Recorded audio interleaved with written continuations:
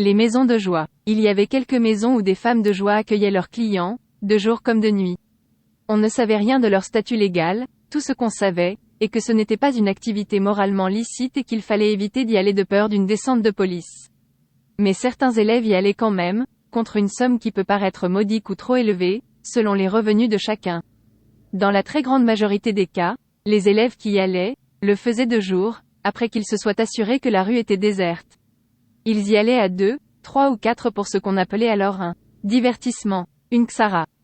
Ça consistait en un court séjour, d'une trentaine de minutes à 1 heure, en compagnie de ses filles ou femmes.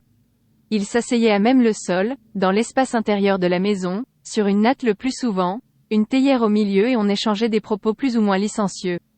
Les plus téméraires arrachaient des baisers, ce qui faisait rire ses résidents.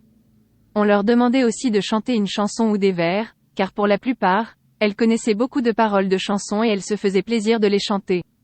Elles parlaient avec l'accent des montagnes, ce qui ajoutait du charme à leur compagnie. Bien sûr, il y avait ceux qui, déjà à leur âge, étaient matures, ceux qui payaient pour plus qu'une ksara. Je n'en connaissais qu'un de notre génération, et lui, un garçon de petite taille, trapu, c'était un vrai mordu. Chaque semaine, par on ne sait quel miracle, il se débrouillait pour avoir la somme nécessaire à ses ébats complets, l'équivalent de 10 dirhams, une somme conséquente à l'époque.